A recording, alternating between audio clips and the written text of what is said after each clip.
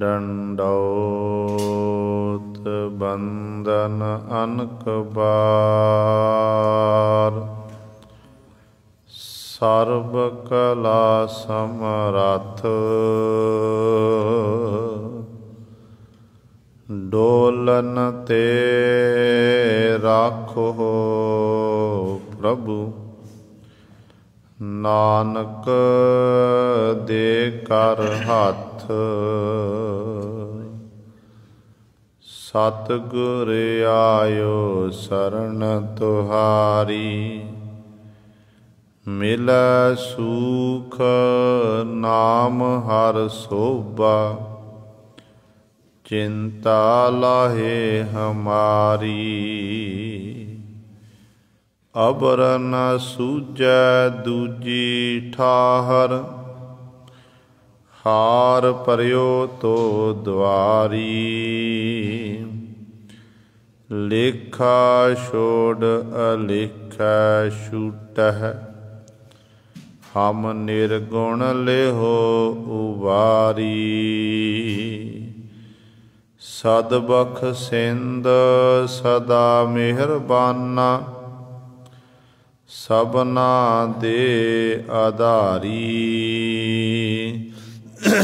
नानक दास संत पातशाह परियो राख लेहो एह बारी। बाणी गुरु गुरु है बाणी बिच बाणी अमृत सारे। गुर बाणी कहै सेवक जन मानै पर तख गुरु निस्तारे।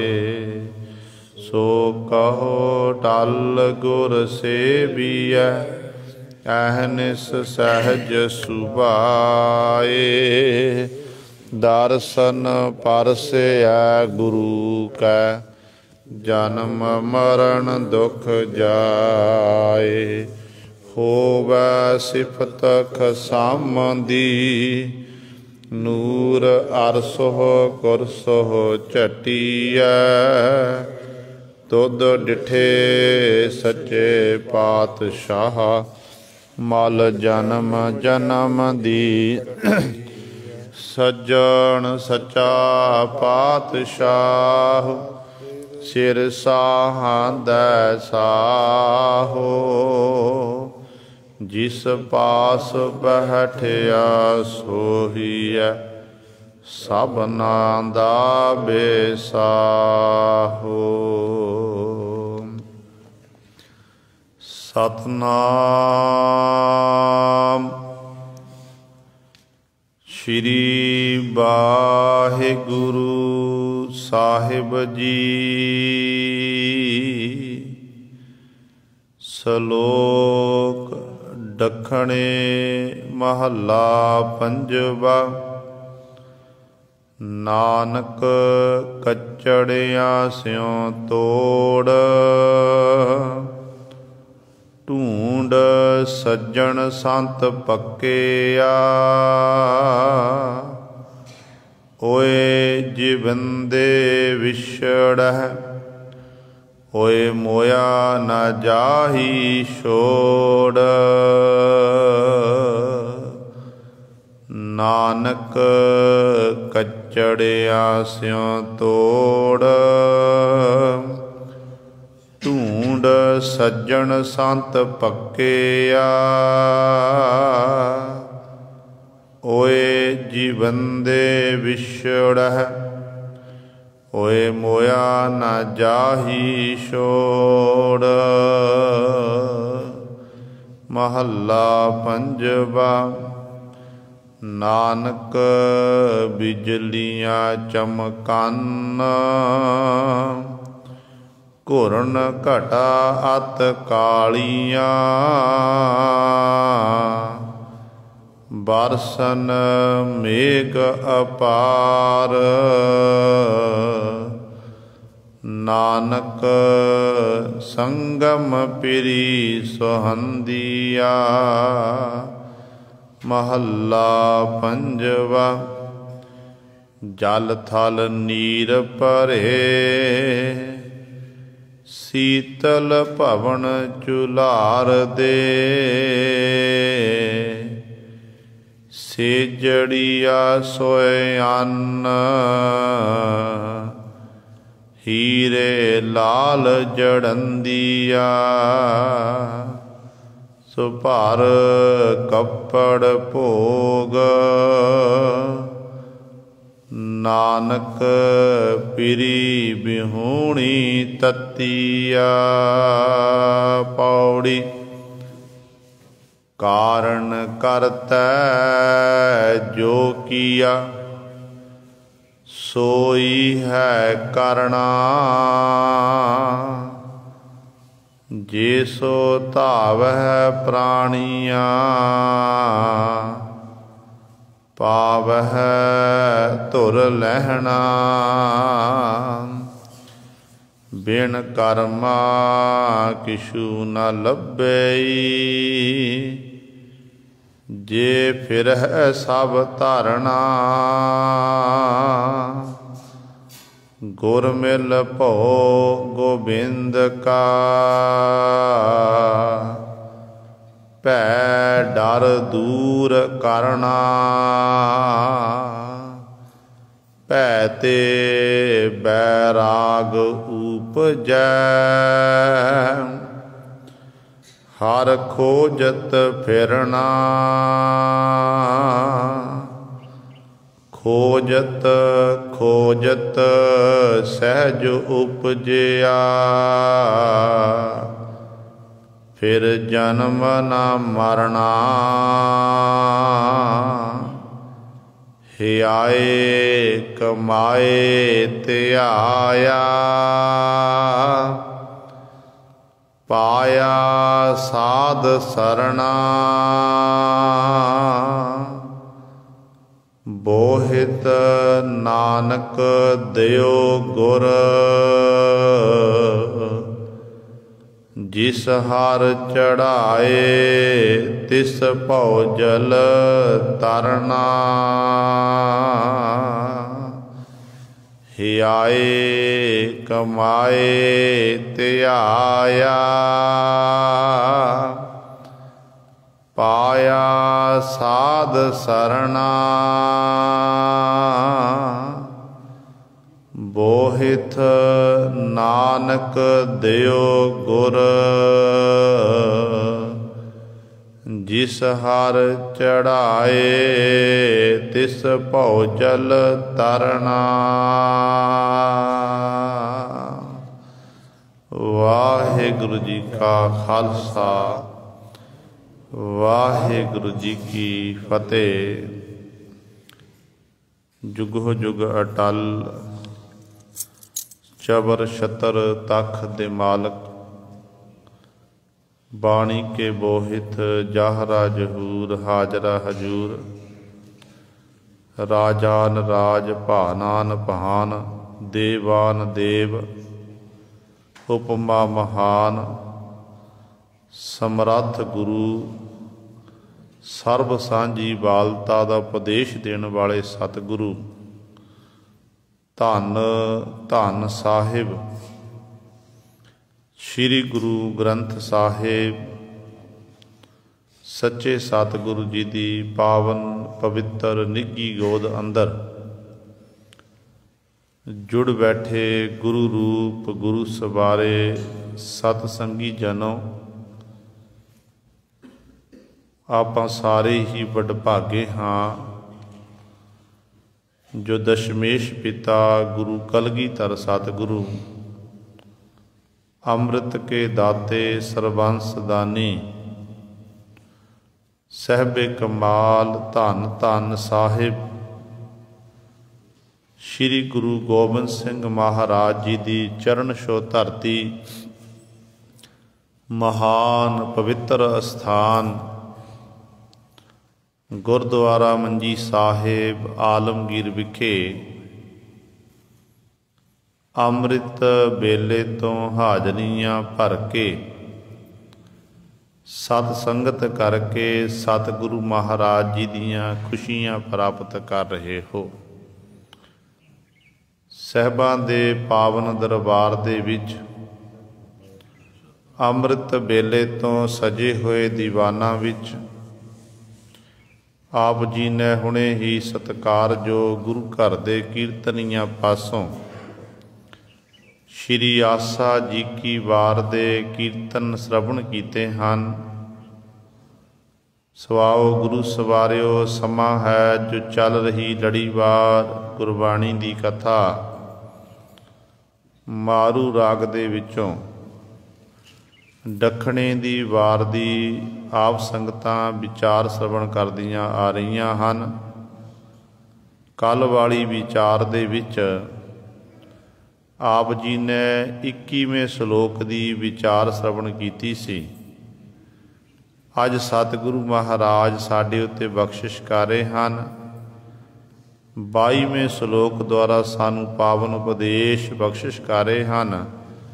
ਆਓ ਆਪਣੀਆਂ ਮਨ ਬਿਰਤੀਆਂ ਇਕਾਗਰ ਕਰੀਏ, ਧਿਆਨ ਗੁਰ ਚਰਨਾਂ ਨਾਲ ਜੋੜੀਏ ਤੇ ਗੁਰੂ ਮਹਾਰਾਜ ਜੀ ਦੇ ਪਾਵਨ ਉਪਦੇਸ਼ ਨੂੰ ਹਿਰਦਿਆਂ ਵਿੱਚ ਵਸਾ ਕੇ ਆਪਣਾ ਜੀਵਨ ਸਫਲਾ ਕਰੀਏ।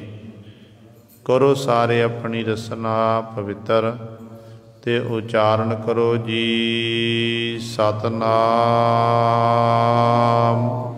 ਸ਼੍ਰੀ ਵਾਹਿਗੁਰੂ ਸਾਹਿਬ ਜੀ। ਸ਼ਲੋਕ ਦੱਖਣੇ ਮਹੱਲਾ ਪੰਜਵਾ।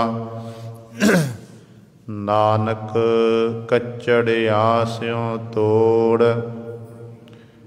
ਢੂੰਡ ਸੱਜਣ ਸੰਤ ਪੱਕਿਆ। ਸ਼ਲੋਕ ਦੱਖਣੇ ਮਹੱਲਾ ਪੰਜਵਾ। ਦੱਖਣੇ ਦੀ ਵਾਰ ਵਿੱਚ 22ਵੇਂ ਸ਼ਲੋਕ ਦੁਆਰਾ ਪੰਜਵੇਂ ਪਾਤਸ਼ਾਹ ਸ਼ਹੀਦਾਂ ਦੇ ਸਰਤਾਜ ਬਾਣੀ ਕੇ ਬੋਹਿਤ ਧਰਨ ਗਗਨ ਨਵ ਖੰਡ ਮਹਿ ਜੋਤ ਸਰੂਪੀ ਰਹਿਓ ਭਰ। ਭਨ ਮਥੁਰਾ ਕਛ ਭੇਦ ਨਹੀਂ, ਕੁਰ ਅਰਜਨ ਪ੍ਰਤੱਖ ਹਰ। ਭੱਟ ਮਥੁਰਾ ਜੀ ਬਚਨ ਕਰਦੇ ਹਨ ਕਿ ਧੰਨ ਧੰਨ ਸਾਹਿਬ ਸ੍ਰੀ ਗੁਰੂ ਅਰਜਨ ਦੇਵ ਮਹਾਰਾਜ ਵਿੱਚ ਤੇ ਪਰਮੇਸ਼ਰ ਦੇ ਵਿੱਚ ਕਿਸੇ ਪ੍ਰਕਾਰ ਦਾ ਕੋਈ ਫਰਕ ਨਹੀਂ ਹੈ, ਕਿਉਂਕਿ ਪਰਮੇਸ਼ਰ ਹੀ ਗੁਰੂ ਅਰਜਨ ਦੇਵ ਮਹਾਰਾਜ ਦਾ ਰੂਪ ਧਾਰਨ ਕਰਕੇ ਸੰਸਾਰ 'ਚ ਪ੍ਰਗਟ ਹੋਇਆ ਹੈ। ਆਪਾਂ ਭੱਟ ਜੀ ਦੇ ਬਚਨ ਪੜ੍ਹਦੇ ਹਨ ਕਿ ਆਪ ਨਾਰਾਇਣ ਕਲਾ ਧਾਰ ਜਗ ਮਹਿ ਪਰਵਰਿਓ, ਨਿਰੰਕਾਰ ਆਕਾਰ ਜੋਤ ਜਗ ਮੰਡਲ ਕਰਿਓ। ਨਿਰੰਕਾਰ ਜਿਹੜਾ ਆਕਾਰ ਤੋਂ ਰਹਿਤ ਹੈ ਨਾ, ਉਸ ਵਾਹਿਗੁਰੂ ਨੇ ਹੀ ਆਪਣਾ ਆਕਾਰ ਬਣਾਉਣਾ ਕੀਤਾ। ਸਰੀਰਕ ਜਾਮਾ ਧਾਰਨ ਕਰਕੇ ਸੰਸਾਰ 'ਚ ਪ੍ਰਗਟ ਹੋਏ, ਕਿਉਂਕਿ ਗੁਰੂ ਨਾਨਕ ਸਾਹਿਬ ਮਹਾਰਾਜ ਪਰਮੇਸ਼ਰ ਦਾ ਸਰੂਪ, ਪਰਮੇਸ਼ਰ ਆਪ ਨਾਰਾਇਣ। ਕਵੀ ਸੰਤੋਖ ਸਿੰਘ ਨੂੰ ਪੁੱਛੋ ਤੇ ਕਵੀ ਸੰਤੋਖ ਸਿੰਘ ਲਿਖਦੇ ਨੇ, ਕਹਿੰਦੇ ਨੇ ਆਦ ਨਿਰੰਜਨ ਹੈ ਗੁਰੂ ਨਾਨਕ, ਧਾਰ ਕੇ ਮੂਰਤ ਹੈ ਜਗ ਆਇਓ। ਆਦ ਨਿਰੰਜਨ ਹੈ ਗੁਰੂ ਨਾਨਕ, ਧਾਰ ਕੇ ਮੂਰਤ ਹੈ ਜਗ ਆਇਓ। ਲੋਕ ਸੁਨਿਓ ਪਰਲੋਕ ਸੁਨਿਓ, ਵਿਦ ਲੋਕ ਸੁਨਿਓ ਸਭ ਦਰਸ਼ਨ ਪਾਇਓ। ਸੰਗਤ ਪਾਰ ਉਤਾਰਨ ਕੋ, ਗੁਰੂ ਨਾਨਕ ਸਾਹਿਬ ਹੈ ਜਗ ਆਇਓ। ਵਾਹਿਗੁਰੂ ਗੁਰੂ ਨਾਨਕ ਸਾਹਿਬ ਧਾਰ ਕੇ ਮੂਰਤ ਹੈ ਜਗ ਆਇਓ।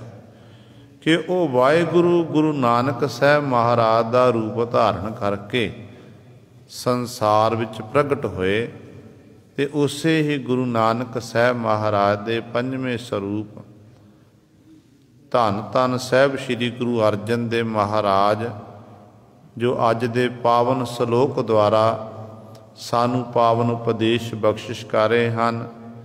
ਇਹ ਪਾਵਨ ਸ਼ਲੋਕ ਸਤਿਗੁਰੂ ਮਹਾਰਾਜ ਜੀ ਦੇ ਪਾਵਨ ਅੰਕ 1102 ਤੇ ਸੁਸ਼ੋਭਿਤ ਹੈ।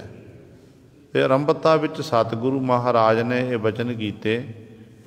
ਕਹਿੰਦੇ ਨੇ ਨਾਨਕ ਕੱਚੜਿਆਂ ਸਿਉ ਤੋੜ, ਢੂੰਡ ਸੱਜਣ ਸੰਤ ਪੱਕਿਆ।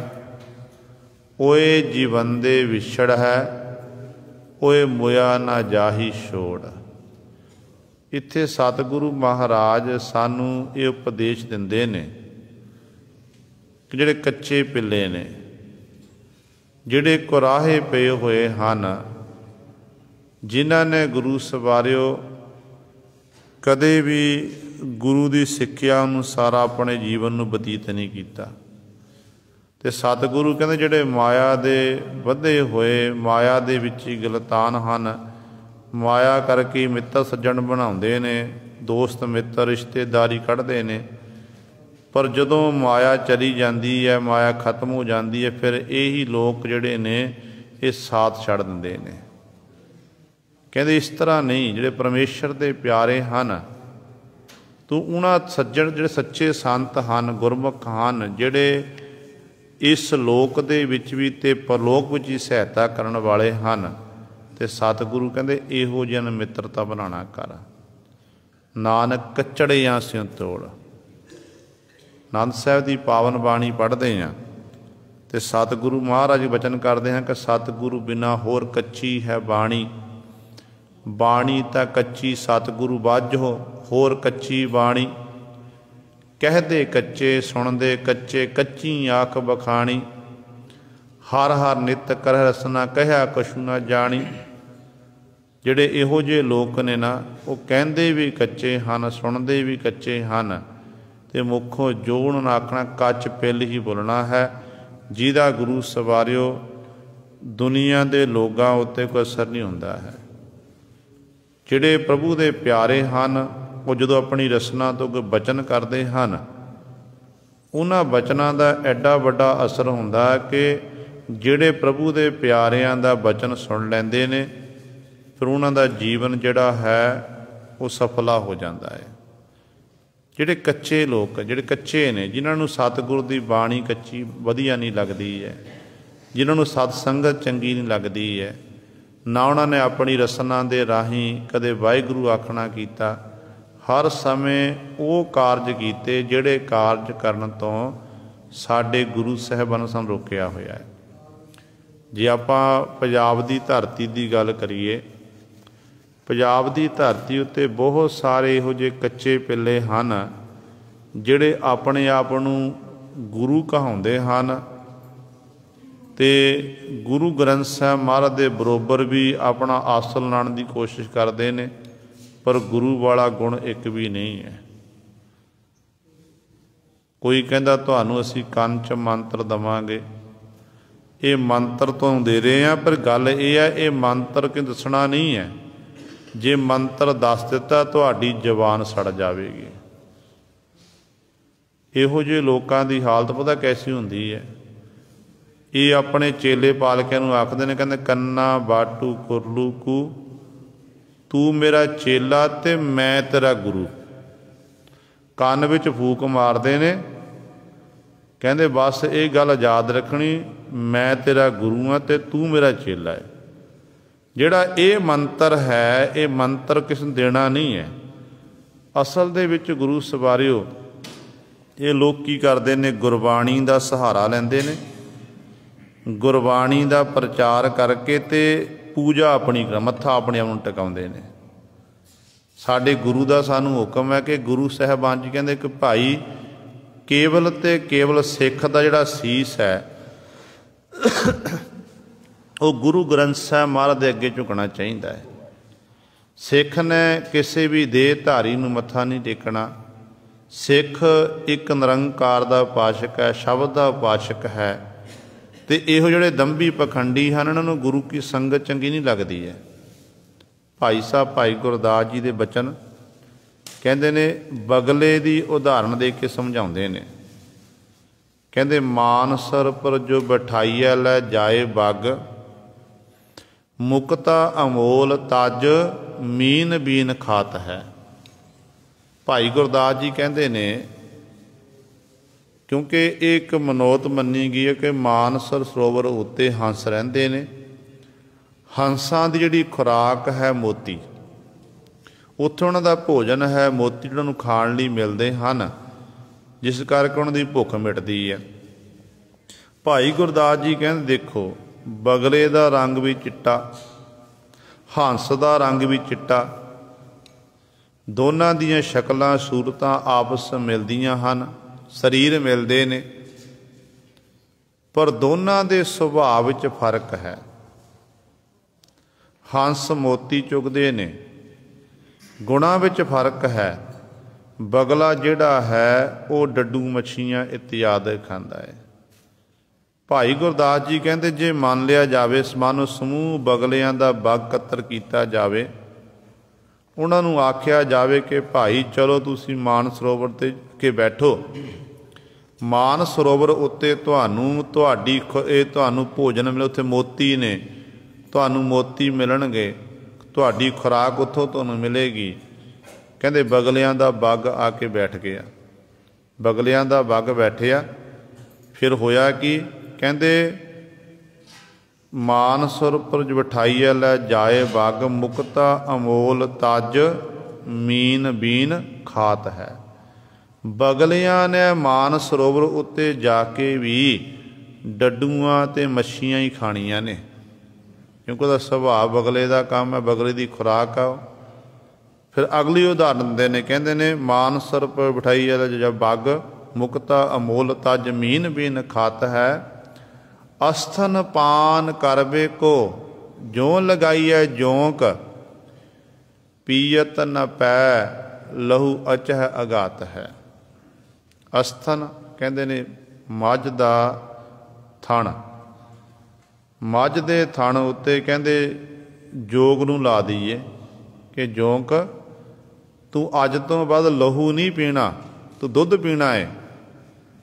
ਕਹਿੰਦੇ ਜੋਂਕ ਨੇ, ਜੋਂਕ ਦੀ ਖੁਰਾਕ ਹੈ ਲਹੂ ਨੇ, ਚਾਹੇ ਬੇਸ਼ੱਕ ਉਹ ਮੱਝ ਦੇ ਅਸਣ ਉੱਤੇ ਜਾ ਕੇ ਲੱਗ ਜਾਵੇ, ਉੱਥੇ ਵੀ ਬੈਠ ਕੇ ਉਹਨੇ ਲਹੂ ਹੀ ਪੀਣਾ ਹੈ। ਕਹਿੰਦੇ ਨੇ ਇਸੇ ਤਰ੍ਹਾਂ ਜਿਹੜੇ ਮਨਮੁਖ ਜੀਵ ਨੇ ਨਾ, ਮਨਮੁਖ ਜਿੰਨੀ ਮਰਜ਼ੀ ਗੁਰੂ ਦੀ ਸਿੱਖਿਆ ਸੁਣਾਈ ਜਾਈਏ, ਉਹਨਾਂ ਦੇ ਮਨਾਂ ਉੱਤੇ ਵੀ ਕੋਈ ਅਸਰ ਨਹੀਂ ਹੁੰਦਾ। ਪੀਅਤ ਨ ਪੈ ਲਹੂ ਅਚੈ ਅਘਾਤ ਹੈ। ਤੇ ਤੀਜੀ ਉਦਾਹਰਨ ਦਿੰਦੇ ਨੇ, ਕਹਿੰਦੇ ਪਰਮ ਸੁਗੰਧੀ ਪਰ ਮਾਖੀ ਨਾ ਰਹਿਤ ਜਾਕੀ, ਪਰਮ ਸੁਗੰਧੀ ਪਰ ਮਾਖੀ ਨਾ ਰਹਿਤ ਰਾਖੀ, ਪਰ ਦੁਰਗੰਧ ਪਰ ਬੇਗ ਚੱਲ ਜਾਤ ਹੈ। ਕਹਿੰਦੇ ਨੇ ਜਿੱਥੇ ਸੁਗੰਧੀ ਵਾਲੇ ਪਦਾਰਥ ਹੋਣ, ਉਸ ਥਾਂ 'ਤੇ ਮੱਖੀ ਜਿਹੜੀ ਹੈ ਨਹੀਂ ਬੈਠਦੀ ਜਾ ਕੇ, ਪਰ ਜਿੱਥੇ ਦੁਰਗੰਧ ਹੋਵੇ, ਵਿਸ਼ਟਾ ਹੋਵੇ, ਗੰਦਗੀ ਵਿਸ਼ਟਾ ਹੋਵੇ ਨਾ, ਉੱਥੇ ਮੱਖੀਆਂ ਭਿਣ ਭਿਣ ਕਰਦੀਆਂ ਬਹੁਤ ਸਾਰੀਆਂ ਇਕੱਠੀਆਂ ਹੋ ਜਾਂਦੀਆਂ ਹਨ। ਤੇ ਭਾਈ ਗੁਰਦਾਸ ਜੀ ਅਖੀਰ ਤੇ ਗੱਲ ਮੁਕਾਉਂਦੇ ਨੇ, ਕਹਿੰਦੇ ਨੇ ਜੈਸੋ ਗੱਜ ਮੱਜਨ ਕੈ ਡਾਰਤ ਹੈ ਸ਼ਾਰ ਸਿਰ, ਸੰਤਨ ਕੇ ਦੋਖੀ ਸਤ ਸੰਗ ਨਾ ਸੁਹਾਤ ਹੈ। ਹਾਥੀ ਦਾ ਇਸ਼ਨਾਨ ਕਰਾਇਆ ਨਾ ਕਰਾਇਆ ਇੱਕ ਬਰੋਬਰ ਹੁੰਦਾ ਹੈ। ਹਾਥੀ ਵਿੱਚ ਇਹ ਔਗਣ ਹੈ, ਨਦੀ ਵਿੱਚ ਦਰਿਆ ਵਿੱਚ ਇਸ਼ਨਾਨ ਕਰਨ ਲਈ ਉਹ ਵੜਦਾ, ਇਸ਼ਨਾਨ ਕਰਨ ਉਪਰੰਤ ਉਹ ਆਪਣੀ ਸੁੰਡ ਵਿੱਚ ਚਿੱਕੜ ਚੁੱਕਦਾ ਤੇ ਆਪਣੇ ਸਰੀਰ ਉੱਤੇ ਸੁੱਟ ਲੈਂਦਾ ਹੈ। ਤੇ ਭਾਈ ਗੁਰਦਾਸ ਜੀ ਕਹਿੰਦੇ ਇਸੇ ਤਰ੍ਹਾਂ ਜਿਹੜੇ ਸੰਤਾਂ ਦੇ ਦੋਖੀ ਹਨ, ਮਨਮੁਖ ਜੀਵ ਹਨ, ਕੱਚੇ ਪਿੱਲੇ ਹਨ, ਕਹਿੰਦੇ ਉਹਨਾਂ ਨੂੰ ਕਹਿੰਦੇ ਗੁਰੂ ਕੀ ਸਤ ਸੰਗਤ ਚੰਗੀ ਨਹੀਂ ਲੱਗਦੀ ਹੈ, ਉਹਨਾਂ ਨੂੰ ਗੁਰਬਾਣੀ ਚੰਗੀ ਨਹੀਂ ਲੱਗਦੀ ਹੈ, ਉਹਨਾਂ ਨੂੰ ਗੁਰ ਇਤਿਹਾਸ ਚੰਗਾ ਨਹੀਂ ਲੱਗਦਾ, ਗੁਰੂ ਦੀਆਂ ਕਥਾ ਕਹਾਣੀਆਂ ਚੰਗੀਆਂ, ਉਹਨਾਂ ਨੂੰ ਸਤ ਸੰਗਤ ਚੰਗੀ ਨਹੀਂ ਲੱਗਦੀ ਹੈ। ਉਹ ਇਸੇ ਤਰ੍ਹਾਂ ਹਰ ਸਮੇਂ ਉਹ ਭੜਕਣਾ ਦੇ ਵਿੱਚ ਰਹਿੰਦੇ ਨੇ, ਉਹ ਮੁਕਤ ਨਹੀਂ ਹੋ ਸਕਦੇ ਹਨ। ਇਸੇ ਕਰਕੇ ਸਤਿਗੁਰੂ ਕਹਿੰਦੇ ਇਹੋ ਜਿਹੇ ਲੋਕ ਨੇ ਕੱਚੇ, ਕੱਚਿਆਂ ਦੇ ਲੜ ਨਹੀਂ ਲੱਗਣਾ ਆਪਾਂ। ਕਹਿੰਦੇ ਜਿਹੜੇ ਪੱਕੇ ਹਨ, ਜਿਹੜੇ ਉਸ ਪ੍ਰਭੂ ਦੀ ਆਵਾਜ਼ ਕਰਨ ਵਾਲੇ ਹਨ, ਉਹਨਾਂ ਪ੍ਰਭੂ ਦੇ ਪਿਆਰਿਆਂ ਦੀ ਕਹਿੰਦੇ ਢੂੰਡ ਸੱਜਣ ਸਤ ਪੱਕਿਆ, ਪੱਕਿਆਂ ਨੂੰ ਕਹਿੰਦੇ ਲੱਭਣਾ ਕਰ, ਪੱਕਿਆਂ ਦੀ ਸੰਗਤ ਕਰ। ਜਦੋਂ ਇਹੋ ਜਿਹੇ ਰੱਬ ਦੇ ਪਿਆਰੇ ਸੰਤ ਜਨਾਂ ਦੀ, ਗੁਰਮੁਖਾਂ ਦੀ ਸੰਗਤ ਕਰੇਗਾ, ਫਿਰ ਤੇਰਾ ਜੀਵਨ ਸਫਲਾ ਹੋਵੇਗਾ। ਫਿਰ ਸਵਾਲ ਕਰਤਾ ਜਗਿਆਸੂ ਨੇ ਕਿ ਸਤਿਗੁਰੂ ਜੀ ਆਪ ਜੀ ਇਹ ਦੱਸ ਰਹੇ ਨੇ ਕਿ ਕੱਚਿਆਂ ਦੀ ਸੰਗਤ ਛੱਡ ਕੇ ਪੱਕਿਆਂ ਦੀ ਸੰਗਤ, ਸਭ ਦੇ ਪਿਆਰੇ ਸੰਤ ਜਨਾਂ ਦੀ ਸੰਗਤ ਕਰਨੀ ਹੈ। ਦੋਨਾਂ ਦੇ ਸੁਭਾਅ 'ਚ ਕੀ ਫਰਕ ਹੈ, ਕੀ ਕੰਮ ਕਰਦੇ ਨੇ। ਜੇ ਕੱਚੀਆਂ ਦੀ ਸੰਗਤ ਕਰਾਂਗੇ ਸਾਨੂੰ ਕੀ ਮਿਲੇਗਾ, ਪੱਕੀਆਂ ਦੀ ਸੰਗਤ ਕਰਾਂਗੇ ਪੱਕਿਆਂ ਦੀ ਸੰਗਤ ਦਾ ਕੀ ਪ੍ਰਾਪਤ ਹੋਵੇਗਾ। ਤੇ ਗੁਰੂ ਸਾਹਿਬਾਨ ਜੀ ਵੀ ਇਹਦਾ ਉੱਤਰ ਅਗਲੀ ਪੰਗਤੀ ਦਿੰਦੇ ਨੇ, ਕਹਿੰਦੇ ਨੇ ਓਏ ਜੀ ਬੰਦੇ ਵਿਛੜੇ ਓਏ ਮੋਇਆ ਨਾ ਜਾਹੀ ਛੋੜ। ਜਿਹੜੇ ਕੇਵਲ ਮਾਇਆ ਦੇ ਕਰਕੇ ਇੱਕ ਦੂਜੇ ਨਾਲ ਜੁੜੇ ਹੋਏ ਨੇ ਉਹ ਤਾਂ ਜਿਉਂਦਿਆਂ ਜੀ ਸਾਥ ਛੱਡ ਦਿੰਦੇ ਨੇ। ਆਪਾਂ ਦੇਖਦੇ ਹਾਂ ਨਾ, ਭੈਣ ਭਰਾ ਹੁੰਦੇ ਨੇ, ਭਰਾਵਾਂ ਦਾ ਬਟਵਾਰਾ ਆਪਸ 'ਚ ਹੁੰਦਾ, ਜ਼ਮੀਨ ਜਾਇਦਾਦ ਵੰਡੀ ਜਾਂਦੀ, ਘਰ ਵੰਡਿਆ ਜਾਂਦਾ ਹੈ। ਜਿਸ ਘਰ ਦੇ ਵਿੱਚ ਜ਼ਿੰਦਗੀ ਦੇ 30 ਸਾਲ 35 ਸਾਲ ਗੁਜ਼ਾਰਨਾ ਕੀਤੇ, ਅੱਜ ਉਹਨਾਂ ਘਰਾਂ ਵਿੱਚ ਕੰਧਾਂ ਉਸਾਰੀਆਂ ਜਾਂਦੀਆਂ ਨੇ, ਭਰਾ ਦਾ ਦੁਸ਼ਮਣ ਬਣ ਜਾਂਦਾ ਹੈ। ਇਹ ਕਾਹਦੇ ਲਈ? ਮਾਇਆ ਕਰਕੇ ਹੀ। ਇੱਥੋਂ ਤੱਕ ਕਈਆਂ ਪਰਿਵਾਰਾਂ ਦੀ ਹਾਲਤ ਇਹੋ ਜਿਹੀ ਹੈ ਕਿ ਭਰਾਵਾਂ ਦੀ ਆਪਸ 'ਚ ਬੋਲਚਾਲੀ ਬੰਦ ਹੋ ਜਾਂਦੀ ਹੈ। ਇਹ ਖੇਡਾਂ ਕੀ ਨੇ? ਸਾਰੀ ਮਾਇਆ ਦੀ ਖੇਡ ਹੈ। ਮਾਇਆ ਕਰਕੇ ਹੀ ਇਹ ਸਾਰਾ ਜਿਹੜਾ ਹੈ ਇਹ ਪਸਾਰਾ ਮਾਇਆ ਦਾ ਫੈਲਿਆ ਹੋਇਆ। ਉਹਨੇ ਹੀ ਭਰਾ ਨੂੰ ਭਰਾ ਦਾ ਦੁਸ਼ਮਣ ਬਣਾ ਦਿੱਤਾ। ਕਈ ਵਾਰੀ ਆਪਾਂ ਇਹ ਵੀ ਦੇਖਦੇ ਹਾਂ TV ਚੈਨਲਾਂ ਉੱਤੇ, ਅਖਬਾਰਾਂ ਵਿੱਚ, ਸੋਸ਼ਲ ਮੀਡੀਆ ਉੱਤੇ ਆਪਾਂ ਖਬਰਾਂ ਪੜ੍ਹਦੇ ਹਾਂ ਕਿ ਪਿਓ ਨੇ ਆਪਣੇ ਪੁੱਤਰ ਦਾ ਕਤਲ ਕਰਤਾ, ਪੁੱਤਰ ਨੇ ਪਿਓ ਦਾ ਕਤਲ ਕਾਹਦੇ ਲਈ ਕੀਤਾ? ਜ਼ਮੀਨ ਜਾਇਦਾਦ ਲਈ। ਇਹ ਘਟਨਾਵਾਂ ਆਮ ਨੇ। ਕਾਰਨ ਕੀ ਹੈ? ਸਤਿਗੁਰੂ ਸਨ ਜਿਹੜੇ ਪਰ ਗੁਰਮੁਖ ਜਨ ਨੇ ਨਾ, ਨਾਮ ਰਸੀ ਹਨ, ਉਹਨਾਂ ਨੂੰ ਪਤਾ ਹੈ। ਉਹ ਫਿਰ ਗੁਰਮੁਖ ਜਨ ਪ੍ਰਭੂ ਦੀ ਰਜਾ ਵਿੱਚ, ਗੁਰੂ ਦੇ ਰਜਾ ਵਿੱਚ ਰਹਿੰਦੇ ਨੇ। ਉਹ ਗੁਰੂ ਸਵਾਰਿਓ, ਉਹ ਜਦੋਂ ਇੱਕ ਵਾਰੀ ਮਿੱਤਰ ਬਣ ਜਾਂਦੇ ਨੇ ਫਿਰ ਉਹ ਸਾਥ ਨਹੀਂ ਛੱਡਦੇ। ਦੇਖੋ ਸੱਚਾ ਮਿੱਤਰ ਹੈ ਗੁਰੂ ਨਾਨਕ ਸਾਹਿਬ ਮਹਾਰਾਜ ਸਾਡੇ। ਗੁਰੂ ਨਾਨਕ ਸਾਹਿਬ ਮਹਾਰਾਜ ਜਦੋਂ ਪਹਿਲੀ ਵਾਰੀ ਭਾਈ ਮਰਦਾਨੇ ਜੀ ਨੂੰ ਮਿਲੇ ਨੇ ਤਲਵੰਡੀ ਨਗਰ ਦੇ ਵਿੱਚ, ਧੰਨ ਗੁਰੂ ਭਾਈ ਮਰਦਾਨਾ ਜੀ ਬੈਠੇ ਹੋਏ ਨੇ। ਸਤਿਗੁਰੂ ਗੁਰੂ ਨਾਨਕ ਸਾਹਿਬ ਮਹਾਰਾਜ ਜੀਵਨ ਕਾਲ ਵਿੱਚ ਸਰੀਰਕ ਆਜੂਤ ਤੌਰ 'ਤੇ ਸਤਿਗੁਰੂ ਜੀ ਭਾਈ ਮਰਦਾਨੇ ਤੋਂ ਤਕਰੀਬਨ 10 ਸਾਲ ਛੋਟੇ ਨੇ। ਉੱਚੀ ਕੁਲ ਵਿੱਚ, ਬੇਦੀਆਂ ਦੀ ਕੁਲ ਵਿੱਚ ਪਾਤਸ਼ਾਹ ਦਾ ਪ੍ਰਕਾਸ਼ ਹੋਇਆ। ਤੇ ਭਾਈ ਮਰਦਾਨਾ ਜੀ ਜਾਤ ਦੇ ਮਰਾਸੀ ਨੇ। ਤੇ ਗੁਰੂ ਸਵਾਰਿਓ ਜਿਹੜਾ ਲੋਕਾਂ ਦੇ ਘਰ ਜਾ ਕੇ ਇਸ ਗਾ ਕੇ ਆਪਣੀ ਪਰਿਵਾਰ ਦੀ ਰੋਜੀ ਰੋਟੀ ਚਲਾਉਂਦੇ ਸਨ। ਜਦੋਂ ਗੁਰੂ ਨਾਨਕ ਸਾਹਿਬ ਮਹਾਰਾਜ ਜੀ ਦੇ ਕੋਲ ਗਏ ਨੇ, ਇਹ ਆਪਣੀ ਮੁੱਖੋਂ ਕੁਝ ਗਾ ਰਿਹਾ ਹੈ। ਤੇ ਧੰਨ ਗੁਰੂ ਨਾਨਕ ਦੇ ਮਹਾਰਾਜ ਨੇ ਕੋਲ ਜਾ ਕੇ ਖਲੋ ਗਏ, ਕਹਿਣ ਲੱਗੇ ਭਾਈ ਸ਼ਬਦ ਵਰਤਿਆ। ਤੇ ਗੁਰੂ ਸਵਾਰਿਓ ਫਿਰ ਭਾਈ ਮਰਦਾਨੇ ਜੀ ਨੇ ਪਿਛਾਂਹ ਨੂੰ ਮੁੜ ਕੇ ਦੇਖਿਆ ਮਹਿਤਾ ਕਲਿਆਣ ਦਾਸ ਜੀ ਦਾ ਸੁਪੁੱਤਰ ਨਾਨਕ ਜੀ ਆਏ ਨੇ ਤੇ ਮੈਨੂੰ ਭਰਾ ਆਖਣਾ ਕੀਤਾ। ਉਦੋਂ ਸਮਾਂ ਇਹੋ ਜਿਹਾ ਸੀ ਕਿ ਨੀਵੀਂ ਜਾਤ ਵਾਲੇ ਦਾ ਜੇਕਰ ਕਿਸੇ ਉੱਤੇ ਪਰਛਾਵਾਂ ਪੈ ਜਾਂਦਾ ਸੀ ਨਾ, ਉਹ ਗੰਗਾ ਦੇ ਜਲ ਨਾਲ ਇਸ਼ਨਾਨ ਕਰਦਾ ਹੁੰਦਾ ਸੀ। ਹਾਲਾਤ ਇਹੋ ਜਿਹੇ ਹੋ ਗਏ ਸਨ, ਜੇ ਨੀਵੀਂ ਜਾਤ ਵਾਲਾ ਕਿਤੇ ਰਾਹ ਵਿੱਚ ਤੁਰਦਾ ਸੀ ਨਾ, ਉਹਦੇ ਜਿਹੜਾ ਉਹਨੇ ਚੋਲਾ ਪਹਿਨਿਆ ਹੁੰਦਾ ਹੈ, ਵਸਤਰ ਪਹਿਨਿਆ ਹੁੰਦਾ, ਪਿਛਲੇ ਪੱਲੇ ਦੇ ਰਾਹੀਂ ਪੱਲੇ ਪਿੱਛੇ ਇੱਕ ਝਾਫਾ ਬੰਨ੍ਹਿਆ ਜਾਂਦਾ, ਟਾਹਣੀ ਬੰਨ੍ਹੀ ਜਾਂਦੀ ਹੈ ਤਾਂ ਕਿ ਜਿੱਥੇ ਦੇ ਕਦਮ ਲੱਗਣ ਤੇ ਨਾਲ ਉਹ ਜਿਹੜੀ ਧਰਤੀ ਆ ਉਹ ਸਾਫ਼ ਹੋ ਜਾਵੇ ਉੱਥੇ। ਇਹੋ ਜਿਹੇ ਤਰਸਯੋਗ ਹਾਲਾਤ ਸਨ ਕਿ ਨੀਵੀਂ ਜਾਤ ਵਾਲਾ ਜੇਕਰ ਕਿਸੇ ਉੱਚੀ ਕੁਲ ਦੇ ਖੂਹ ਉੱਤੇ ਜਾ ਕੇ ਪਾਣੀ ਪੀ ਲਵੇ, ਉਹਨੂੰ ਮਾਰਿਆ, ਜਾਂ ਕੁੱਤਾ ਭਾਵੇਂ ਪਾਣੀ ਪੀ ਲੈਂਦਾ ਸੀ, ਪਰ ਨੀਵੀਂ ਜਾਤ ਵਾਲੇ ਦੀ ਹਾਲਤ ਬੜੀ ਤਰਸਯੋਗ ਹੁੰਦੀ ਸੀ। ਤੇ ਨੀਵੀਂ ਜਾਤ ਦਾ ਮਰਾਸੀ ਭਾਈ ਮਰਦਾਨਾ ਜੀ, ਜਦੋਂ ਗੁਰੂ ਨਾਨਕ ਪਾਤਸ਼ਾਹ ਨੇ ਆਖਿਆ ਕਿ ਤੂੰ ਮੇਰਾ ਭਰਾ, ਭਾਈ ਕਹਿਣ ਲੱਗਿਆ ਹੈ ਮੈਨੂੰ ਭਾਈ ਆਖਣਾ ਕੀਤਾ। ਕਲਿਆਣ ਦਾਸ ਪਟਵਾਰੀ ਜੀ ਦਾ ਲੜਕਾ ਮੈਨੂੰ ਭਰਾ ਆਖਦਾ। ਕਹਿਣ ਲੱਗਿਆ ਪਾਤਸ਼ਾਹ ਜੀ ਕਿ ਤੁਸੀਂ ਉੱਚੀ ਕੁਲ ਵਾਲੇ, ਬੇਦੀਆਂ ਦੀ ਕੋ ਤੁਹਾਡਾ ਜਨਮ ਹੋਇਆ, ਤੁਹਾਡੇ ਪਿਤਾ ਜੀ ਕਲਿਆਣ ਦਾਸ ਮਹਿਤਾ ਜੀ ਜਿਹੜੇ ਪਟਵਾਰੀ ਹਨ, ਤੇ ਮੈਨੂੰ ਤੁਸੀਂ ਭਰਾ ਕਿਵੇਂ ਆਖਿਆ? ਤੇ ਸਤਿਗੁਰੂ ਕਹਿਣ ਲੱਗੇ ਹਾਂ ਭਾਈ ਤੂੰ ਸਾਡਾ ਭਰਾ ਹੈ। ਢੂੰਡ ਸੱਜਣ ਸੰਤ ਪੱਕੇ ਆ। ਇਹ ਆ ਸੱਚੇ ਸੰਤ। ਕਹਿਣ ਲੱਗੇ ਤੂੰ ਸਾਡਾ ਭਰਾ ਹੈ। ਕਹਿਣ ਲੱਗੇ ਤੇਰਾ ਨਾਮ ਕੀ ਹੈ? ਕਿਉਂਕਿ ਇਹਦਾ ਨਾਮ ਸੀ ਦਾਨਾ। ਕਿਉਂਕਿ ਭਾਈ ਮਰਦਾਨੇ ਦੇ ਜੀਵਨ 'ਚ ਲਿਖਿਆ ਹੋਇਆ, ਕਹਿੰਦੇ ਘਰ ਵਿੱਚ ਪੁੱਤਰ ਪੈਦਾ ਹੁੰਦੇ, ਬੱਚਾ ਪੈਦਾ ਹੁੰਦਾ ਸੀ ਨਾ, ਮਾਂ ਨੇ ਅਨੇਕਾਂ ਬੱਚਿਆਂ ਨੂੰ ਜਨਮ ਦੇਣਾ ਕੀਤਾ। ਜਨਮ ਦਿੰਦਿਆਂ ਸਾਰ ਹੀ ਉਹ ਬੱਚੇ ਚੜ੍ਹਾਈ ਕਰ ਜਾਂਦੇ ਸਨ। ਫਿਰ ਸਤਿਗੁਰੂ ਜੀ ਨੇ ਫਿਰ ਨਾਮ ਰੱਖਿਆ। ਕਹਿਣ ਲੱਗੇ ਤੂੰ ਦਾਨਾ ਨਹੀਂ, ਤੂੰ ਮਰਦਾਨਾ ਹੈ, ਜਿਹੜਾ ਮਰਦਾ ਨਾ। ਅਤੇ ਸਤਿਗੁਰੂ ਜੀ ਨੇ ਇਹ ਨਾਮ ਰੱਖਤਾ। ਕਹਿਣ ਲੱਗੇ ਚੱਲ ਇਸ ਰਵਾਬ ਨਾਲ ਤੂੰ ਬੜੀ ਸੋਹਣਾ ਗਾਉਂਦਾ ਏ। ਅਤੇ ਪਾਤਸ਼ਾਹ ਕਹਿਣ ਲੱਗੇ ਜੇ ਇਸੇ ਰਵਾਬ ਨਾਲ ਤੂੰ ਕਰਤਾਰ ਦੀ ਸਿਫਤ ਕਰੇਗਾ, ਵਡਿਆਈ ਕਰੇਗਾ, ਅਤੇ ਕਰਤਾਰ ਨੇ ਤੇਰੀਆਂ ਝੋਲੀਆਂ ਭਰ ਦੇਣੀਆਂ ਨੇ। ਅਤੇ ਨਾਲ ਪਾਤਸ਼ਾਹ ਨੇ ਇਹ ਵੀ ਵਚਨ ਕੀਤਾ। ਕਹਿਣ ਲੱਗੇ ਕਿ ਭਾਈ ਇੱਕ ਗੱਲ ਯਾਦ ਰੱਖਣੀ ਹੈ ਕਿ ਜਦੋਂ ਤੈਨੂੰ ਕਿਸੇ ਪ੍ਰਕਾਰ ਦੀ ਲੋੜ ਹੋਵੇ ਤੁਸਾਂ ਨੇ ਮੇਰੇ ਪਾਸੋਂ ਆ ਕੇ ਮੰਗਣਾ ਹੈ। ਅਤੇ ਗੁਰੂ ਸਵਾਰੇ ਉਹ ਭਾਈ ਮਰਦਾਨਾ ਜੀ ਨੂੰ ਸਤਿਗੁਰੂ ਜੀ ਨੇ ਆਪਣਾ ਮਿੱਤਰ ਬਣਾਇਆ। ਢੂੰਡ ਸੱਜਣ ਸੰਤ ਪੱਕੇ ਆ। ਅਸਲੀ ਸੰਤ ਗੁਰੂ ਨਾਨਕ ਪਾਤਸ਼ਾਹ ਜੀ ਭਾਈ ਮਰਦਾਨੇ ਨੂੰ ਮਿਲੇ ਨੇ। ਅਤੇ ਅੱਜ ਜਦੋਂ ਗੁਰੂ ਨਾਨਕ ਪਾਤਸ਼ਾਹ ਦਾ ਆਪਾਂ ਜੀਵਨ ਪੜ੍ਹਦੇ ਹਾਂ ਨਾ, ਇੰਨਾ ਪ੍ਰੇਮ ਸੀ ਗੁਰੂ ਨਾਨਕ ਪਾਤਸ਼ਾਹ ਦਾ ਭਾਈ ਮਰਦਾਨੇ ਜੀ ਦੇ ਨਾਲ। ਭਾਈ ਗੁਰਦਾਸ ਜੀ ਕਹਿੰਦੇ ਨੇ ਇੱਕ ਬਾਬਾ ਅਕਾਲ ਰੂਪ, ਦੂਜਾ ਰਬਾਬੀ ਮਰਦਾਨਾ। ਜਿੱਥੇ ਹੁਣ ਗੁਰੂ ਨਾਨਕ ਪਾਤਸ਼ਾਹ ਗਏ ਨੇ, ਆਪਣੇ ਨਾਲ ਭਾਈ ਮਰਦਾਨੇ ਜੀ ਨੂੰ ਨਾਲ ਰੱਖਿਆ। ਢੂੰਡ ਸੱਜਣ ਸੰਤ ਪੱਕੇ ਆ।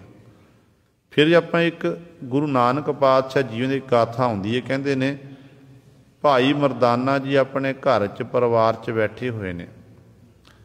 ਘਰ ਵਾਲੀ ਦੇ ਕੋਲ ਆਪਣੇ ਮਾਲਕ ਗੁਰੂ ਨਾਨਕ ਦੀਆਂ ਸਿਫਤਾਂ, ਗੁਰੂ ਨਾਨਕ ਦੀ ਵਡਿਆਈ ਕਰ ਰਹੇ ਹਨ। ਅਤੇ ਘਰ ਵਾਲੀ ਕਹਿਣ ਲੱਗੀ ਆਪਣੇ ਪਤੀ ਭਾਈ ਮਰਦਾਨਾ ਜੀ ਨੂੰ ਕਿ ਪਤੀ ਜੀ ਤੁਸੀਂ ਤਾਂ ਐਵੇਂ ਆਖੀ ਜਾ ਰਹੇ ਹੋ। ਉਹ ਕਿੱਥੇ ਉੱਚੀ ਕੁੱਲ ਵਾਲੇ ਗੁਰੂ ਨਾਨਕ ਸਾਹਿਬ ਮਹਾਰਾਜ ਹੈ, ਬੇਦੀਆਂ ਦੀ ਕੁੱਲ 'ਚੋਂ ਉਹਨਾਂ ਜਨਮ ਹੋਇਆ ਹੈ। ਅਤੇ ਆਪਾਂ ਨੇ ਜਾਤ ਦੇ ਮਰਾਸੀ।